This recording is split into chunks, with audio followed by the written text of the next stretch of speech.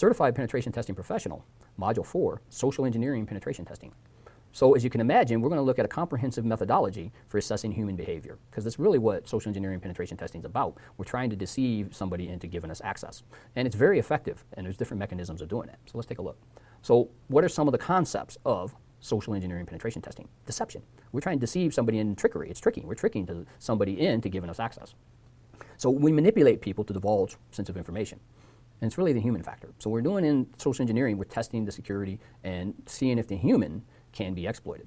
So hopefully, if we're successful, they understand that we need to do more training or security awareness training for the employees.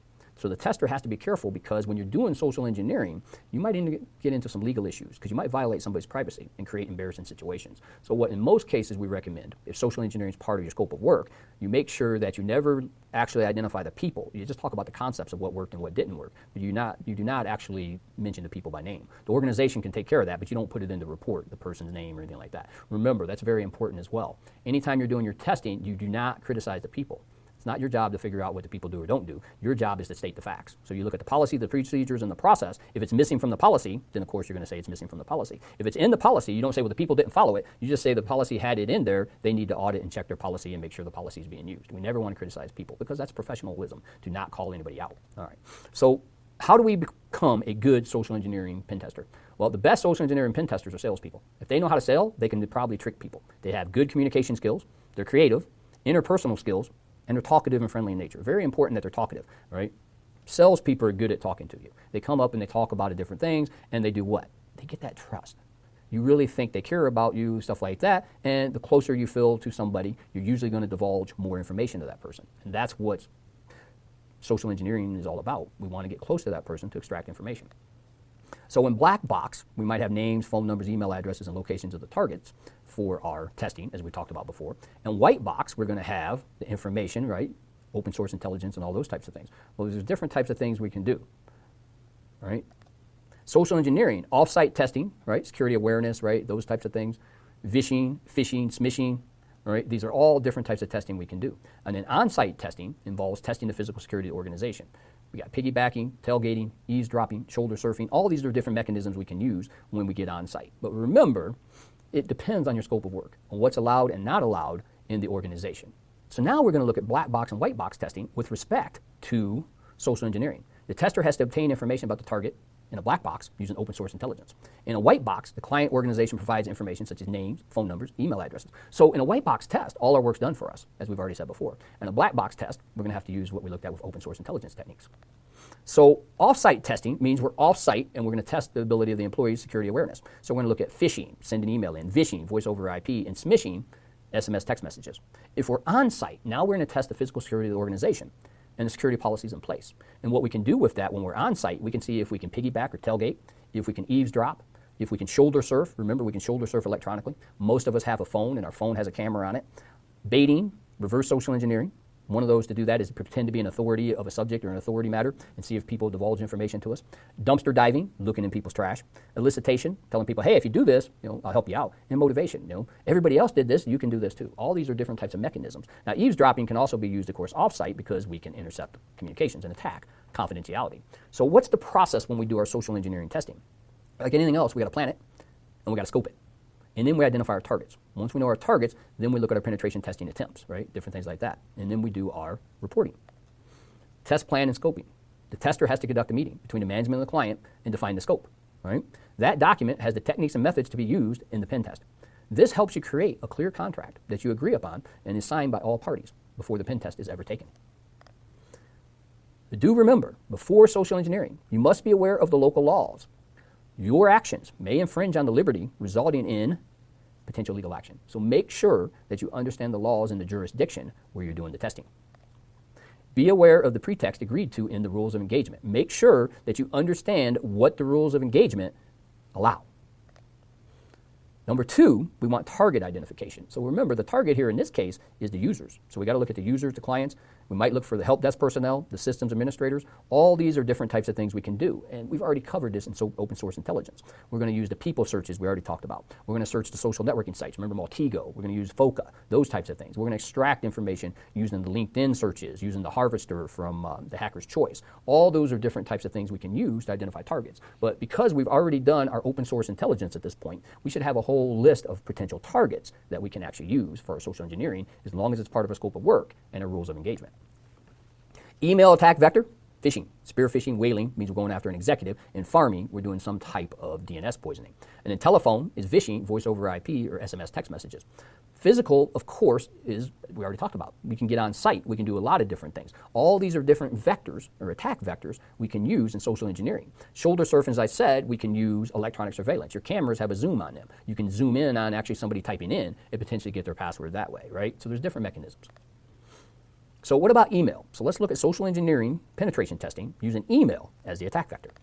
Well, very easy to do what? Create a web page that matches the company's page. And then you send an email and say, hey, we need to upgrade. Click here to read about our latest upgrade information. If they click the link, now we've got access, right? And when you look there, now from the defense standpoint, they should immediately look at the email. Does it look legitimate and authentic? We got to make it look legitimate and authentic as the pen tester. But also, you can see there it's got an IP address, right? So anytime a user gets something like this, they should be suspicious. But remember, our goal in testing is not to trick them into clicking it. Our goal in testing is to see if they do what we call a sanity check. Do they do a sanity check before they click that and say, you know what, this is suspicious. Let me call support, tech support, this Jason Stevens, for instance. Let's call them and see, hey, did you send out an email telling us we're testing web applications, stuff like that? So if they said yes, then they could be comfortable to click it. But if they say no, then they shouldn't click it. Now the reality is, and we know this, most people are going to click it. So that's why we do the test. More social engineering, this is a sweepstakes. We're not going through every one of these emails because it's the same concept. And for our pen test, we have to ensure it's what? It's part of our scope of work and rules of engagement that we can send these types of emails into clients. Here's more examples for you. Different things, right? Different announcements, right? This is a good one here on the right-hand side, saying your emails exceeded your storage limit, and then put in your username and password. Hopefully users won't do that, but that's all we're doing. We're testing to make sure their security awareness training has been effective at preventing this. Phishing, more emails, right? Same thing, fake websites. We got an example here, the HM Revenue and Customs, right? Still the same types of things where you click, you get started, and you click there. All those are examples of social engineering using email. More phishing emails, right? Online banking, PayPal. PayPal's very popular. And you look down in here in the message at the bottom from Tennessee Tech Job Placement, and you look at that URL, it's a tiny URL. So before they click that, they should expand that URL. If they don't, they're probably going to be breached. Spear phishing, this is an example here showing how we spear fish, and we go against different types of things, and we try to spear fish. We select specific employees who have posted their personal information on the internet and try to act like a friend. Now remember, if you want to read more about this, go read about business email compromise. This is a huge problem that continues to happen using phishing as the attack vector because they get financial transactions using email. Whaling is when you go after the executive. In this example here, we got the CEO. So we're going after the CEO here and doing what? We're trying to trick the CEO to go to a website to compromise the CEO because that's a very big target when it's the CEO. Farming, as we said, we're going to actually do some form of manipulation of your DNS. So we're going to send an attachment and redirect the user to a farming site, retrieve sensitive information, credentials, banking details, and those types of things. We can launch a phishing campaign. We have here OPHISH, which fortifies your front lines. It's actually part of EC Council. You can actually go in and set up, in this case, you can set up an actual phishing campaign that will send out test emails to your organization to see if they fall for it. In this example here, we're doing a COVID-19 advisory from the World Health Organization to see if this organization has anybody that clicks it. Now remember, be extra vigilant around times of events. So as testers, if we've got a sporting event, tennis, any type of European League, soccer or football, right, as they call it, stuff like that. All these are different events that we can use to launch our phishing campaigns. So social engineering is part of your scope of work. Pay attention to what's taking place out in society. If it's a disaster, a hurricane, a tornado, an earthquake, you can leverage off of that. One of the ways I compromised an entire organization in Madrid is we sent in an email, and at the time Real Madrid, the football team, was the player Cristiano Ronaldo. Some people like him, some people don't. We sent in an email, and the subject line said, Cristiano Ronaldo injured in a car accident. So when that organization who was in Madrid, Spain, received it, everybody opened the email, and everybody opened the attachments. So that's what you have to do when you're thinking of how you're going to actually set up your actual bait or your lure. figure out what the organization's into, right? We once social engineered a guy into government because as I was going through when I was doing my security awareness checks and all that type of stuff, and phishing was part of the, social engineering was part of the engagement, I noticed they were a Baltimore Ravens fan, the NFL football team Baltimore Ravens. So I sent in a couple emails with subject about the Ravens and different types of things, and that individual, even though he was an IT individual, fell for the third one. First two he didn't fall for. The third one we did a little bit better job, and he fell for it. And that's the reality. We can always get people to click. So we want organizations to understand, keep training and start training your users in security awareness, right? So here's an example of Black Eye, a phishing campaign. So we're showing an example here where we can set up the actual attacking targets, right?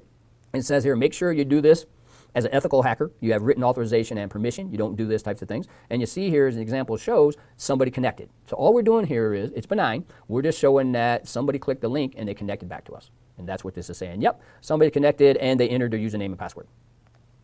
Here's another example for you, Shellfish, which goes in and it's a shell script. It goes in and you can have Instagram accounts. You see the credentials found, those types of things. All these are different types of mechanisms we can use to lure or attract people and hack them.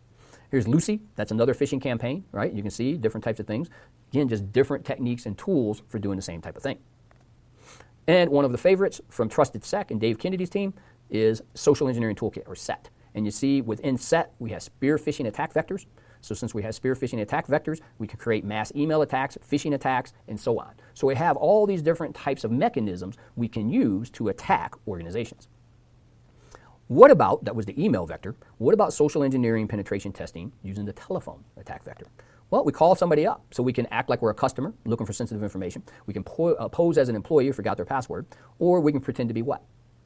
Tech support and deceive staff members. Remember, all these attacks, I only need one to work, and it's a finding. And that's what we're trying to do in our pen test. We're trying to see how well the organization's security awareness program and how effective it is at preventing people from clicking these phishing emails. So we trick the users and we look for the information. Contact or schedule information, usernames and passwords. We tricked employees into running commands on their computer and providing information, right? These are all different mechanisms that we do. Examples using the phone. We're not going to go through these, but you can see the example here. We're going to call somebody up and we'll look at the top here. The one we'll look at, Jason, VP of Sales. Hello, I'm Jason, right, the VP of Sales. I'm at your New York branch, and I can't remember my password. That's what they always say. Machine's in the home office, and I can't remember the password, so I haven't had to enter it. Can you please tell me what it is or reset it to something so I can log in? I really need to access this month's sales report. Now, a couple of red flags here. Everybody should be realistic and understand that your help desk a lot of times is staffed by somebody who might not have enough training in this. Because unfortunately, most organizations, and I'm guilty of this as well in the past, will put junior personnel into the help desk, right? That's kind of where they're first assigned. So make sure your organization trains the help desk personnel. But for our pen testing engagement, all we're trying to see is will they do it? Do they fall for the test? Now, hopefully the organization has multi-factor authentication. So we only have the one login, we don't have the second factor. But that's all our job as testers is to see what we can extract and glean from the environment, because social engineering was part of our scope of work. Smishing, some of you might have seen these. You get text messages and want you to click somewhere, and you click on the link, and you might give access into your device. Remember, your phone is just another client, and it's a client-server relationship. If I can infiltrate or impact that device, I can gain access. If it's an organization that allows people to have their own devices, BYOD, bring your own device, then I can use that device sometimes to compromise the corporate entity or the corporate network, and that's why we do the test. What about the physical attack vector? Now I'm going to go on site. Now one thing is a little bit dangerous because there can be guards on site and stuff like that. So make sure you have everything planned and people know what you're doing so you don't get on site and nobody there knows what you're doing. That's not good.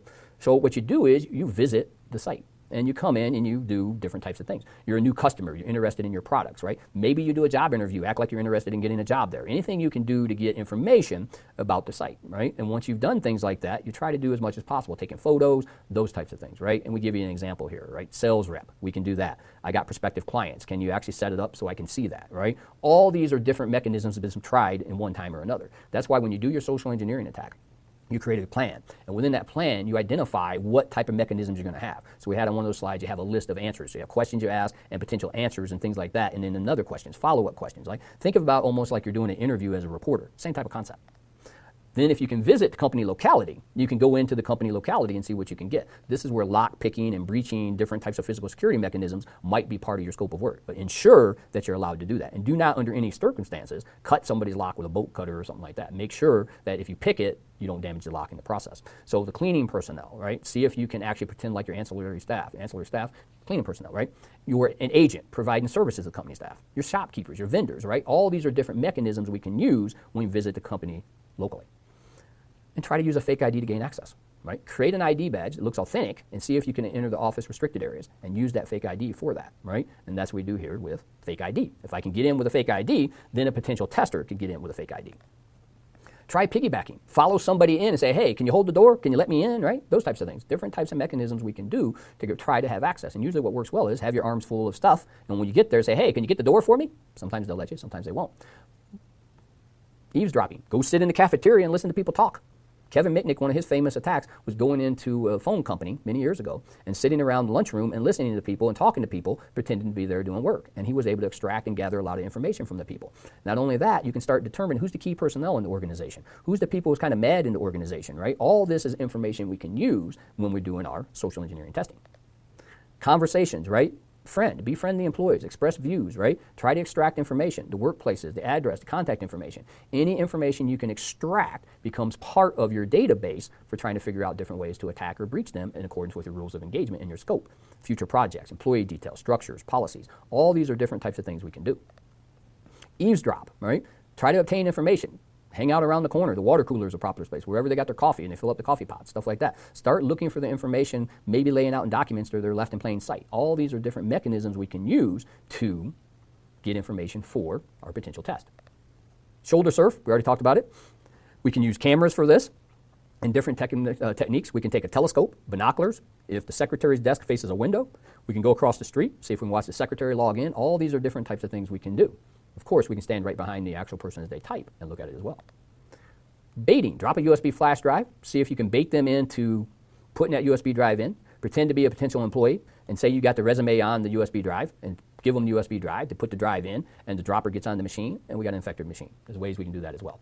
Okay? Dumpster diving, when you go into the trash bin, stuff like that, the phone bills, the contact information, financial information, right? All these are different things we can do. And make sure you look around the employee's desk. Look for sticky notes. That's common for people. Any documents that could contain confidential information, usernames, passwords, it happens. People will write down something and leave it there on a sticky note, so be aware of that. Reverse social engineering, as I said, you can take the role of a person in authority, that's one thing. You can take the role of a problem solver. Say they're having problems with Office 365. You're an Office 365 guru. You know how Office 365 works. You can do all this cool stuff with that. And tell them, hey, we need to seek their advice, right? And we're trying to get information that they might need. Again, it's all different types of components of gathering information, but now reversing it, trying to say, hey, I'm a person of authority, and they ask you for information, right? Hey, I know Office 365. I know how to do that, but just give me your login and let me get in there and look at Microsoft Teams. Let me see where you're having the problem at with Microsoft Teams, because I use Microsoft Teams, right? All these are different mechanisms we can use to try to get that data to gain access. And then we can use flattery, right? Different types of things. Remember, the way the things work, the friendlier you are and the more you feel friends with somebody, the more information you're going to usually give away, right? Security of the company is pretty tight. I'd assume you have 10 surveillance cameras. Oh, no, we got 6. All these are different types of mechanisms. That's called bracketing. False statements, right? All these are different types of things. Artificial ignorance. Pretend like you don't know anything about project development. Can you help me understand your project development? Again, anything that you're doing here is just part of normal techniques of trying to leverage and expose the human behavior of trust, where humans tend to trust people. They want to help people. And it's very simple for the social engineer, because I come in and say, what? Could you help me out? And when you say, could you help me out, most people want to help you out. So that's where you start offer that information. And you say, you know, I understand there's some really difficult times in this environment, very hard here. I'm here to listen anytime you want to talk. So now you're establishing that relationship with the potential person you're going to social engineer. All that's possible mechanisms of social engineering. Motivation, right? Authority. I'm the person of authority. You have to do this. Intimidation. If you don't do this, this is going to happen, right? Heads will roll. Social proof, right? Fake website links, those types of things. In scarcity. I need the information and I need it now. And I immediately need it, so please give it to me. And remember, most of the phishing emails come out and tell you, you need to click on this. If you don't click on this, it's going to be out of stock, or those types of things, right? Hurry. Why supplies last? There's one left. All these are marketing terms, but all these marketing processes and terms can be used to trick people. And remember, social engineering is all about trickery and deceit. That's all we're trying to do. Urgency, it's always immediate. I need it yesterday, right? Of course, likeness, smile, deception, trust principle. I already talked about how you can get people to trust you. Introduce yourself as, yeah, I know that product. I can help you out with that, right? And then greed, possessive in nature. So now you might pretend to be a competitor to the organization and get employees to reveal information for money, right? There's the famous social engineering experiment that was done in the United Kingdom quite a few years ago, but it's a good one to know. Stood outside the supermarket in the United Kingdom, 2 security researchers, and they had a laptop set out there. And as people came out, they said, will you give us a password to one of your accounts? And if you do that, we'll reward you with a bar of chocolate. 30% of the people that came out gave away the password for a bar of chocolate. What are they going to do if you give them money, right? This is the actual reality. When you start doing social engineering as part of your rules of engagement in your scope, you can try all these different techniques. Like I said, we compromised the organization because the person was a Baltimore Ravens fan for the NFL. Real Madrid, we compromised all the football fans of Real Madrid in an organization in Spain. So knowing your environment can give you that perfect method or plan of attack to breach the organization. So what about reporting and countermeasures and recommendations? Documentation, note down the targets, right? Find vulnerable social engineering, but remember you don't put them in the report. Talk about the social engineering, what you did, the what, the why, the when, the where, and the how. Get the attack vectors. Get all the information that tells the client what you were able to do with your social engineering plan of attack, which of course is your methodology. By doing that, the organization can understand, okay, was it a training issue? Did we include social engineering as part of our security awareness training? Now the good news is pretty much today everybody does that. In the past though, not everybody did that. So that's an important thing as well. And then your countermeasures and recommendations. Front office and your help desk, all right? Eavesdropping into different things. Training, right? When you look at most of these strategies, training is the strategy to defend against it. Technical support and systems administrators, right? Train your technical support teams not to give up information. Never give up a password. If we target your perimeter security, make sure you have multi-factor authentication, right? Strict badges, tokens, not just a badge or a token, but maybe both. A badge, and then you got to enter an actual code, right? A security guard, the gate, stuff like that. Shoulder surfing. Make sure trainees understand you don't face a window. You don't face the public area where you can log in and be compromised. Vendors of the organization. Impersonation, right? Educate your vendors about social engineering. Make sure they don't get social engineered. The mailroom, lock it. Make sure it's locked. Make sure it's one of those locks that's difficult to pick, if not pick proof. Machine room, the phone closet. Make sure they're closed and locked. You don't want anything accessible, your server rooms, all that type of stuff, without having to go through the strongest authentication you can put in place. Executives, make sure your executives are trained never to give away a password. Better yet, don't have any executive have any login that's related to just single factor. Make sure they have a multi-factor authentication. And then your dumpster is very easy. Keep your trash secured and do what? Shredding. Shred all your documents, your hard copy, and your magnetic media. Erase your magnetic media using degaussers.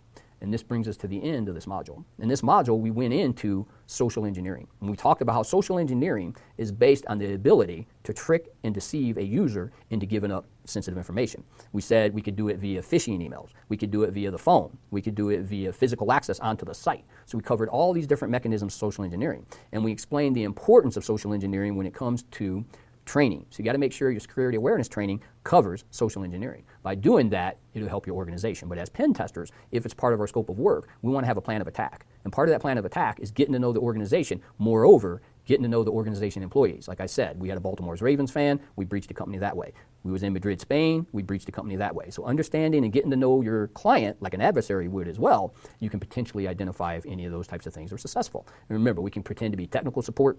We're an expert on Microsoft Teams. Anything we can do to identify and get some sensitive information about the network. And that's where social engineering comes in. And we have tools for this. Of course, one of the best tools is the social engineering toolkit, which will automatically set up your spear phishing and your attack vectors. And remember, with the phishing world, we talked about spear phishing, where we target a specific type of environment, type of person by our research, and in whaling, where we target a CEO or a C-level executive and try to trick them into clicking a link. And with that, we conclude the module here.